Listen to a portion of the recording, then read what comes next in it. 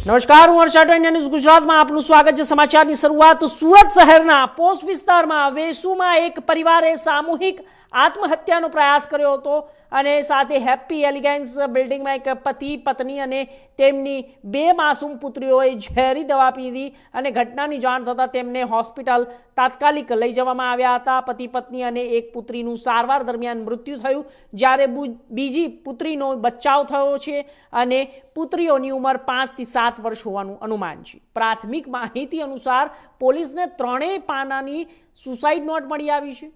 વૈભવ રૂંગટા નામના વ્યક્તિ દ્વારા થયેલા નાના ઝઘડા અને માનસિક અને શારીરિક ત્રાસનો ઉલ્લેખ કરવામાં આવ્યો છે। પોલીસે વૈભવ રૂંગટા વિરુદ્ધ દુષ્પ્રેરણાનો કેસ દાખલ કર્યો છે।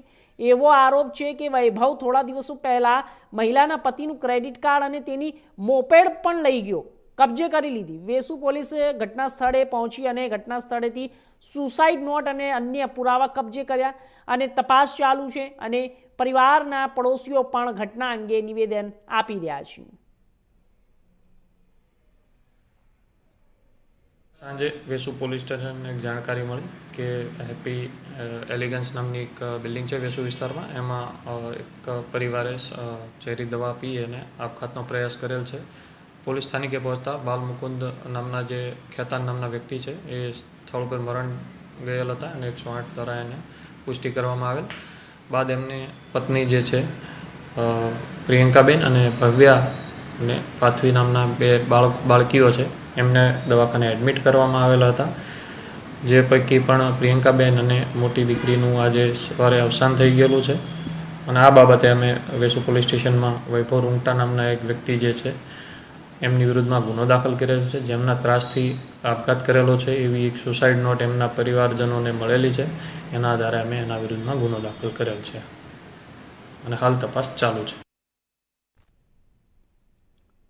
તો આપણે જણાવી દઈએ કે સુરતના વેસુ વિસ્તારની આ ઘટના છે। એક સામૂહિક આત્મહત્યાનો મામલો સામે આવ્યો હતો સુરતના વેસુ વિસ્તારમાંથી। સુરતમાંથી એક જ પરિવારના 3 લોકોની 4 લોકોએ આત્મહત્યા કરી હતી, જેમાંથી એક બાળકીનો આબાદ બચાવ થઈ ગયો હતો। પતિ પત્ની અને એક બાળકી મૃત્યુ પામી ગયા હતા। સુરતની વેસુ વિસ્તારની આ ઘટના છે।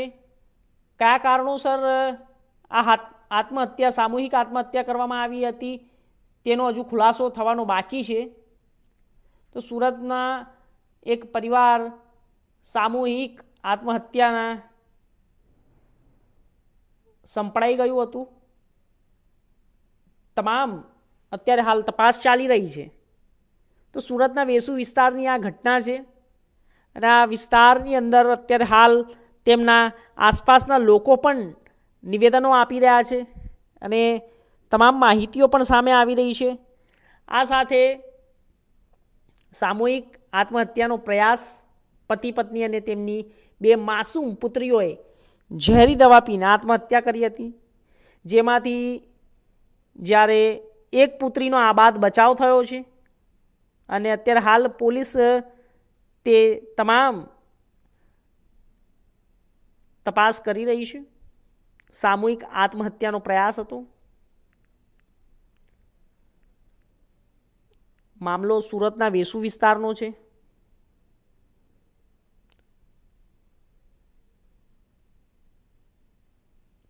તો સુરતમાં એક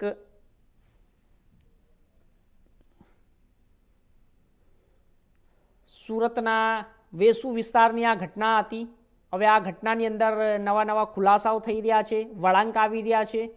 આ સાથે જ તેમની આસપાસના વિસ્તારના જે લોકો છે તે જ્યાં રહેતા હતા ત્યાં પણ હાલ પોલીસ પહોંચી છે, પૂછપરછ કરી રહી છે અને તમામ લોકોના નિવેદનો પણ લઈ રહી છે। અને આ સાથે વૈભવ રૂંગટા નામના એક વ્યક્તિનું તેની અંદર નામ ખુલવા પામ્યું છે।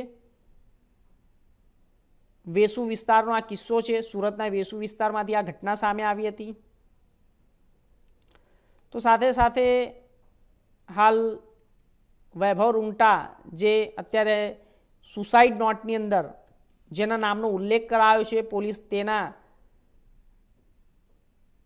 ઉપર પણ હાલ તપાસ ચલાવી રહી છે।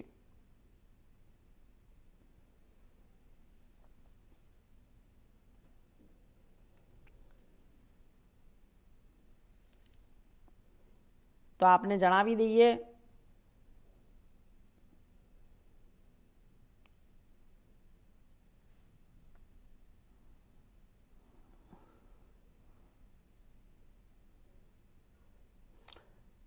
તો આ વિષય ઉપર વધુ માહિતી માટે સુરતથી બ્યુરો ચીફ જોડાઈ ગયા છે શૈલેષ ત્રિવેદી.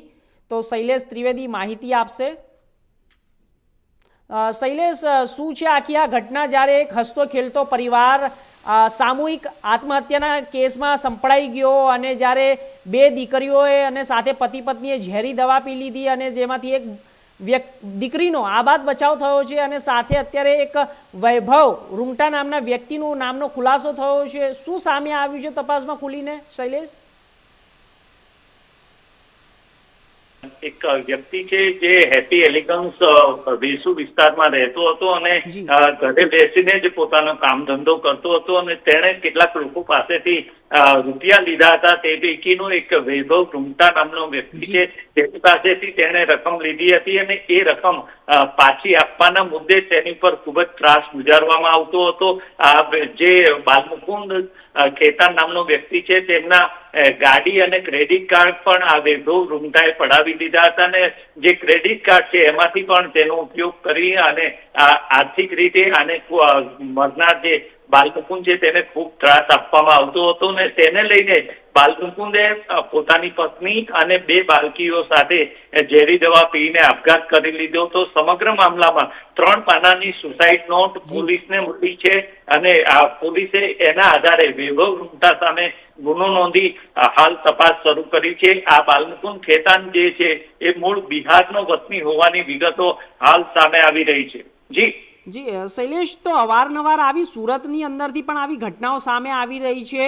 વ્યાજખોરો જ્યારે અમુક વ્યક્તિઓને પરિવારોને પરેશાન કરતા હોય છે તેના ઉપર અત્યાચાર કરતા હોય છે, પરંતુ શું કાયદો કામ કરી રહ્યું છે?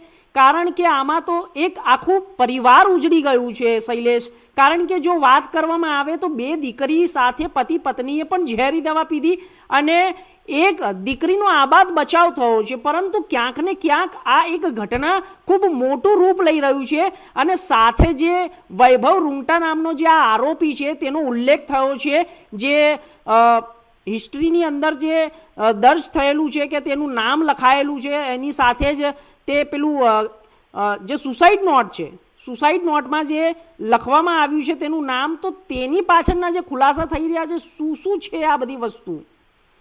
ચોક્કસપણે પોલીસે હાલ તો જે વૈભવ રૂંગટા છે તેની સામે ગુનો નોંધી અને આગળની તપાસ શરૂ કરી છે. પરંતુ આપણે જેમ કહ્યું તેમ આ ખૂબ જ હૃદયદ્રાવક ઘટના છે અને એક આખા પરિવારનો માળો વિખાઈ ગયો છે. સમગ્ર મામલામાં રૂપિયાની લેતી દેતી કંઈક ને કંઈક મૂળ કારણભૂત છે. રૂપિયાની લેતી દેતીમાં પત્ની અને બે બાળકોનો પણ ભોગ લેવાયો છે. સદનસીબે એક બાળકી અત્યારે બચી ગઈ છે, તેની ગંભીર હાલતમાં હાલ સારવાર ચાલી રહી છે. પરંતુ આ જે વ્યાજખોર વૈભવ રૂંગટા કે એવા અન્ય વ્યાજખોરો જે છે, જે લેણદારો હોય છે, એમને કાયદાનો જાણે કોઈ ડર ના હોય તેવું લાગી રહ્યું છે. આ સમગ્ર ઘટનામાં પણ વેસુના જે હેપી એલિગન્સ છે એ ખૂબ જ પોશ એરિયા છે. ત્યાં રહેતો બાલમુકુંદ ખેતાનની જો ગાડી પડાવી લેવામાં આવે, તેનું ક્રેડિટ કાર્ડ પડાવી લઈ અને એ ક્રેડિટ કાર્ડનો દુરુપયોગ કરી તેમાંથી આર્થિક વ્યવહારો કરવામાં આવે, જેની જવાબદારી છેવટે બાલમુકુંદ અને તેના પરિવાર પર આવતી હતી અને તેની સાથે સાથે તેને આર્થિક જે ઉઘરાણી હતી, પૈસાની ઉઘરાણી હતી, એને લઈને જે ત્રાસ આપવામાં આવતો હતો, આ સમગ્ર મામલાથી ત્રાસી જઈને આ બાલમુકુંદ એ હદે ત્રાસી ગયો હતો કે માત્ર પોતે આપઘાત નહીં કર્યો, પરંતુ પરિવાર સાથે સામૂહિક રીતે જે ખેતરમાં છાંટવાની ઝેરી દવા આવે છે એ પી જઈને આપઘાત કર્યો હતો. આ હદની આ કરુણ ઘટના બની છે. જી શૈલેષ, તો આ ક્યાંક ને ક્યાંક મોટી ઘટના છે. પૂર્વ અગાઉ પણ આવી એક ઘટના સામે આવી હતી, ચિરાગ ગોટીનો મામલો સામે આવ્યો હતો, અત્યારે હાલ આ વૈભવ રૂંગટાનો મામલો સામે આવ્યો છે. તો શું છે કે આવી જે ઘટનાઓ બનતી હોય છે તે સમાજને દોહડવાનું કામ પણ કરતી હોય છે અને આવા અપરાધીઓ જ્યારે કોઈ પરિવારનું ભોગ લઈ લેતા હોય છે, પરંતુ આ એક તપાસનો વિષય છે શૈલેષ. હવે તપાસમાં શું સામે ખુલીને આવે છે તે હવે જોવાનું રહેશે, પરંતુ તમે આ માહિતી ઉપર નજર બનાવીને રાખજો અને પલપલની અપડેટ આપતા રહેજો. ખૂબ ખૂબ આભાર શૈલેષ આપનો.